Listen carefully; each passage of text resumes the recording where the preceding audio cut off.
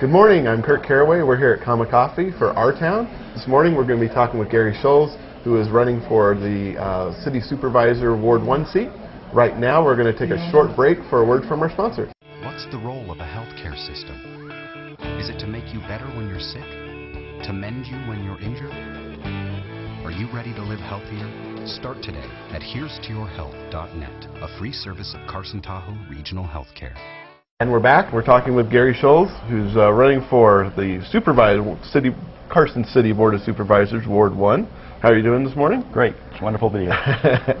All right. You know, you've jumped into the rather crowded race of Ward 1. Never thought it'd be this crowded. Yeah. I think a lot of people thought that. I mean, Robin Williamson's held the seat for 12 years, I think it is. And so everybody's rushing to fill that spot. And why don't you tell people a little bit about yourself? Well, I've lived in Carson City 16 years. I'm married. My wife is Dr. Susan Dobrnick. She's a pathologist at Carson Tahoe Hospital. I have two daughters. Lauren graduated from Carson High School last year, and she's currently a freshman at Penn State University. My youngest daughter, Kate, she's a junior at Carson High School, and she'll be graduating next year. Me, I'm a businessman. Attended the University of Arizona, graduated 1981 with a degree in business administration. And the most recent business interest that I've been involved with was bringing professional basketball to northern Nevada as part of downtown Reno redevelopment. I was a founding owner and limited partner in the Reno Bighorns basketball franchise. All right. Well, and that's the amazing part of this thing. I mean, I don't think people, you know, how do you get involved in a professional basketball league like that, I guess? What's the That's an interesting question. This goes back almost 3 or 4 years. I've known a number of basketball people in the Reno area. Ethan O'Brien played basketball for the University of Nevada.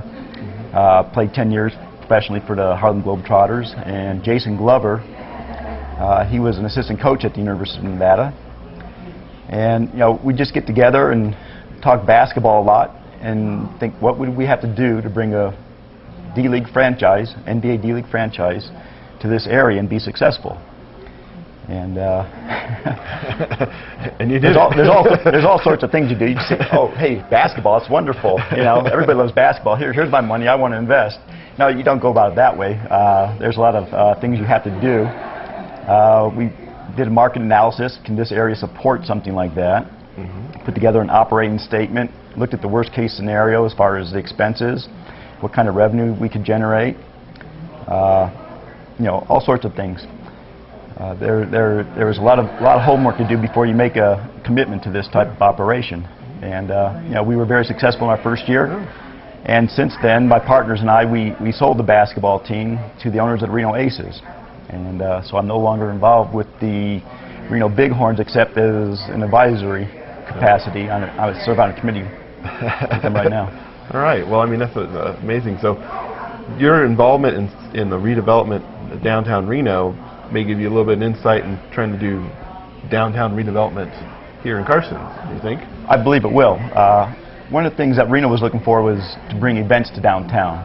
And these events would bring people, you know, to the area, and they were looking to fill their event center, and we were able to occupy or sign a lease with them and reach an agreement where we could do that. And the Reno Events Center isn't really configured for basketball, but it worked out well for us. Yeah.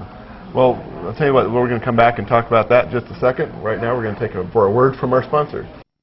Hi, I'm Troy Alfonso, Parts Manager at Capital Ford. I'm Shel Tingley, Service Manager. Did you know that just 29 miles south of Reno is one of Ford Motor Company's highest rated service departments?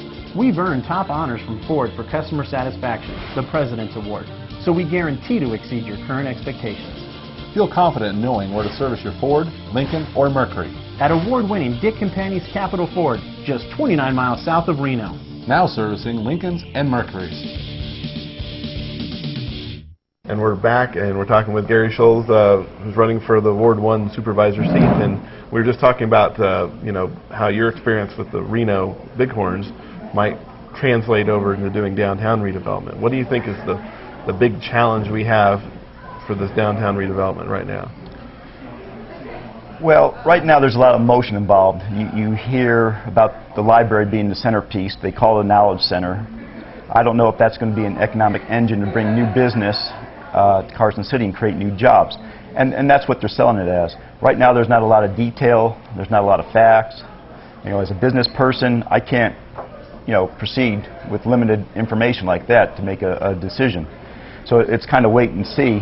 But I don't believe a library or knowledge center, if that's what you want to call it, should be the centerpiece of downtown redevelopment. I'm looking more for an event center with flexibility in design that could host a wide variety of events in the downtown area. We have so many buildings downtown. The Capitol complex, those buildings close at 5 o'clock. Now, as part of downtown, there's a certain amount of charm to have the Capitol there, the courthouses and the grounds. But to bring people downtown, people want to do something after 5 o'clock, after work's over, and events and entertainment bring people downtown. Yeah, so you didn't think that the library would be that kind of evening draw, I guess? No, not at all. So. And I don't think it'll bring new business or new jobs to Carson City. It'll create some construction jobs initially, but as far as a new business relocating to Carson City because of a new library, new businesses won't come to town just because of that. There's too many other factors that businesses are looking at, and a new library is very low on the list. And what about, as part of this Nugget project, the so-called Nugget project, the business incubator that they want to do? Do you think that is a feasible idea or something that can... A business incubator is a nice concept. My position on that is the digital media lab and the business incubator is the type of public-private partnership that should be done in conjunction with Western Nevada College. Now there's plenty of room up at the college for something like this, and up at the college that's where you're going to find your skilled and educated workforce to fill these jobs that new businesses will bring with them to Carson City when they relocate. And it doesn't have to be in downtown to be successful. It should be out at the college. That's my view on that. Yeah. I mean, I guess there's, when you think about it, they wanted to put 3 state agencies, draw them into that same area, the library and everything. The parking garage they're talking about is going to have to be pretty big yes, it will. to hold all those things. What else about what other issues are really interesting you in terms of supervisors' race? Well, it's not any particular issues. This isn't an exciting job or a glamorous job being supervisor. People want to make sure the potholes get filled in their streets. They want to make sure the snow gets plowed, and they want to make sure when it rains, the water doesn't flood their neighborhood. Those are all issues that you have to deal with as a supervisor. The sewer's backing up, can't have that. But it's my position. I'm running as an outsider. I don't have a business or personal relationship with any elected official here. But I'm going to bring a business perspective to all the issues that are presented to the board. And most importantly, I'm going to bring a taxpayer's perspective to these issues. And that's how I will review these things. Okay. Well, I want to thank you for coming on, talking with us.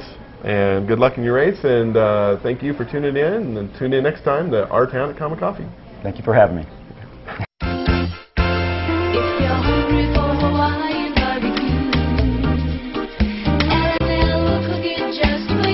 America is going crazy over L&L Hawaiian Barbecue, a fusion of tasty dishes, freshly cooked with big portions at prices you can afford. There's one thing I love about Hawaii, it's L&L Hawaiian Barbecue. L&L, Hawaii's original, Hawaii's best.